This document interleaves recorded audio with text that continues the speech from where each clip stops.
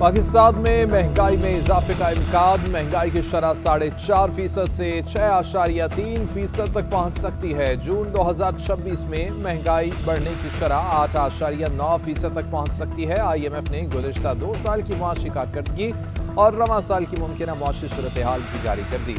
Report में कहा कि रवां साल मुआशी तरक्की की शरह 3.2% तक पहुंचने का इम्कान है। बेरोजगारी की शरह 8% से कम होकर 7.5% हो सकती है।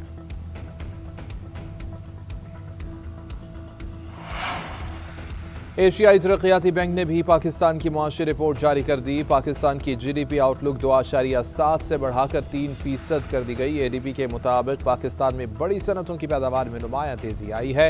रवां माली साल में भी मजबूत बेहतरी का इम्कान है। जून 2025 के सैलाब के बावजूद मुआशी रफ्तार बरकरार रही।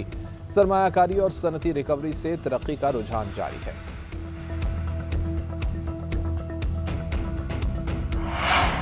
कौमी असम्बली इजलास को मुअख्खर करना इंतहाई छोटी और घटिया सियासी चाल है। कोरम मौजूद होने के बावजूद बार बार इजलास मुअत्तल करना पार्लिमानी निज़ाम का मजाक बनाने के मुतरादिफ है। पीपल्स पार्टी के रहनुमा रुकन कौमी असम्बली आसिफा भुट्टो जरदारी का बयान। कहा कि कायम मकाम स्पीकर के रवैये पर इंतहाई मायूसी हुई। कहा जा रहा है कि स्पीकर को सेशन मुअख्खर करने की हिदायत दी गई थी ताकि मेरा तवज्जो दिलाओ नोटिस पेश ना हो सके।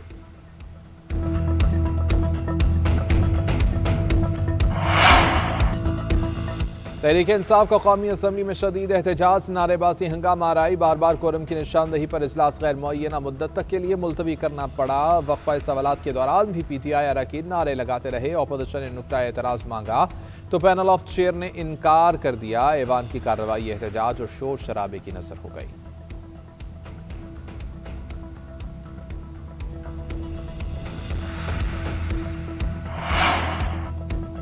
तहरीक इंसाफ की बकाब बानी MQM के मॉडल में है। ये लोग गलत फहमी में मुब्तला हैं। बानी PTI बानी MQM के मकाम तक बल्कि उससे भी आगे जा चुके हैं।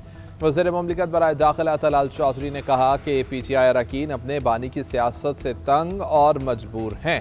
बंद कमरों में ये कह रहे हैं कि इनके साथ नहीं चला जा सकता। पार्टी के अंदर से ही लोग उनसे अलहदा होंगे। हुकूमत ये चाहती है कि PTI सियासी अमल का हिस्सा बने, मगर बानी नहीं चाहते। बानी की नज़र में सियासी लोगों की वक़्त ही नहीं। अगर कोई जमात सियासी के बजाय किसी और तरीके से चल रही हो तो रियासत कानून की अमलदारी यकीनी बनाएगी। इलेक्शन कमीशन ने वज़ीर आला बलूचिस्तान की कोयटा में बल्दियाती इलेक्शन मुलतवी करने की अपील मुस्तरद कर दी। इलेक्शन कमीशन ने तहरीरी फैसला जारी करते हुए कहा कि कोयटा में बल्दियाती इंतखाबात शेड्यूल के मुताबिक 28 दिसंबर को ही होंगे।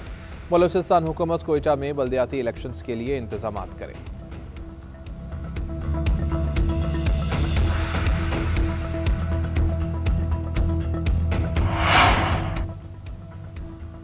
हम ख्वातीन को तालीम दे रहे हैं और दहशतगर्द तंजीमें इन्हें खुदकुश बम्बार बना रही हैं। वज़ीर आला बलूचिस्तान सरफराज बुगटी का कोयटा में पिंक बस सर्विस की इफ्तिताही तकरीब से खिताब। बोले, बहुत जल्द तुरबत पशीन और मस्तूंग में ग्रीन बस सर्विस का आगाज करेंगे।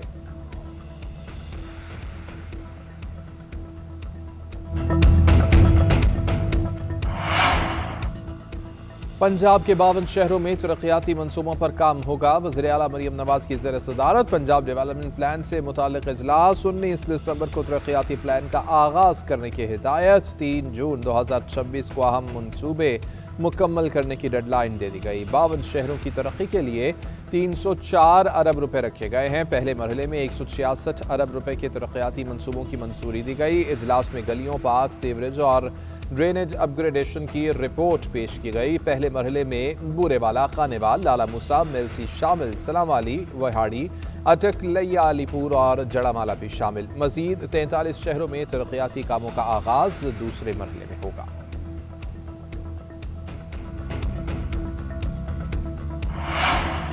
लाहौर में बसंत के 2 त्यौहार मनाने का प्लान फाइनल। ज़राए के मुताबिक फरवरी के पहले हफ्ते और फिर मार्च के आखिरी हफ्ते में 3 रोज़ा बसंत त्यौहार मनाया जाएगा। 6, 7 और 8 फरवरी को लाहौर में बसंत का त्यौहार रिवायती जोशो खरोश से मनाया जाएगा। लाहौर में बसंत 5 बड़े मकामात के बजाय पूरे शहर में मनाई जाएगी।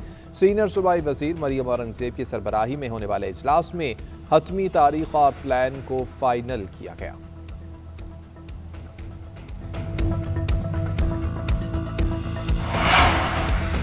8 दिसंबर को सिंध कल्चर डे पर कानून की धज्जियां उड़ाई गई। मुनज़्ज़म मंसूबे के तहत सरकारी और निजी अमला को नुकसान पहुंचाया गया। MQM रहनुमा फारूक सत्तार की न्यूज़ कॉन्फ्रेंस। कहते हैं पुलिस ने रोकने की कोशिश की तो उन पर फायरिंग हुई, पथराव किया गया।